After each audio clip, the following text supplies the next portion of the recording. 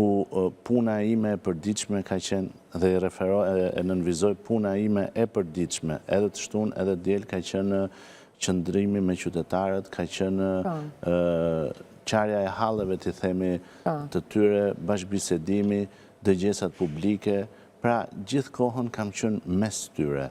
Kjo gjë, edhe kjo pjesë e fushatës, mua më duket sikur është një vazhdimsi e asaj korrektësie që duhet kemi ndaj tyre, ndaj qytetit, por ndaj edhe impenjimit politik që merret. Me qartë.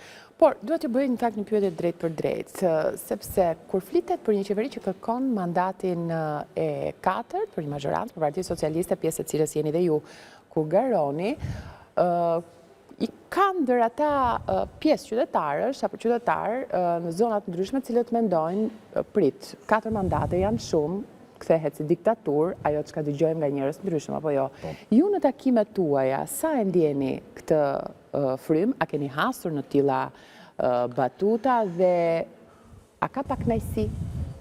Atëherë, kjo është një rrjedhore logjike e ftohtë pa hyrë në argumenta. Pra, ky definicion që 4 mandate janë shumë, është diçka për dikë që nuk ka dhënë një dorë në hecurinë e reformave gjatë këtyre viteve. Ndërsa për dikë që ka qenë pjesë e këtyre reformave, i referohem qytetarëve, sepse të cilët të mbështesin me votë, të cilët të monitorojnë hapat që t'i bën, thonë të ecim përpara dhe ta vazhdojmë. Thënë kjo, është shumë e rëndësishme të kuptojmë që të gjitha proceset që neve kemi filluar, i referohem antarësimit në Europë, në Bashkimin Evropian, i referohem shumë a reformave, të cilat janë reforma që kërkojnë atë fazën përmbyllëse dhe kohën e tyre, që kohë e cila nuk varet vetëm nga ne, por varet dhe nga partnerët evropian. Pikërisht për këtë arsye, merret e gjithë koha që duhet dhe edhe mandati 4, i cili do të jetë një mandat që do të definojë shumë përpjekje dhe shumë, t'i themi, politika që fokusohen në atë që ju thash në hyrjen në Bashkimin Evropian.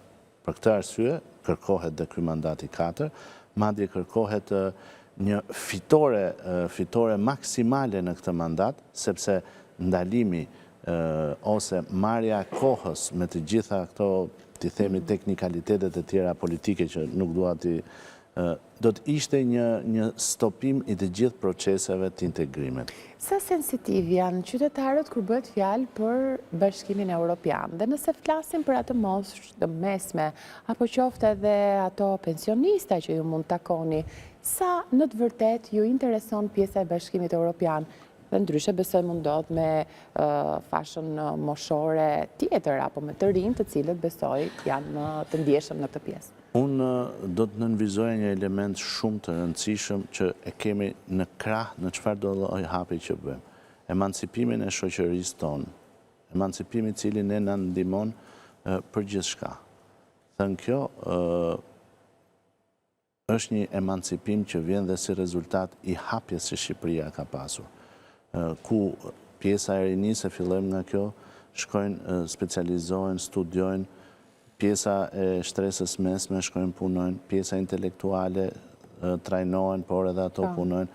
Të gjitha këto qasje kundrejt BE-s, kundrejt vendeve të Bashkimit Evropian, ndikojnë dhe ndihmojnë, prandaj them që edhe sensibilizimi, emancipimi i kësaj shoqërie po shkon drejt kërkuarjes dhe mbështetjes së kësaj force Partisë Socialiste për të arritur atë. Pra, nuk është vetëm thjesht një marrë për dorë dhe ne po shkojmë. Jo, është një diçka, është një hap i pashmangshëm. Dhe prandaj them që duhet një fitore e plot, duhet një fitore që i referohem një fitore shumë e fortë për të vazhduar, e thellë për të vazhduar këtë hecje. Sepse do ndodhe pastaj që do të braktiste forcat politike, do të braktisnin pikërisht këtë emancipim të shoqërisë, do ta lenin përgjys këtë bashkëultim që ato po kruajnë. Zoti Seferi, çfarë i premtoni qytetarëve në kuadër edhe të shqetësimeve që merrni prej tyre?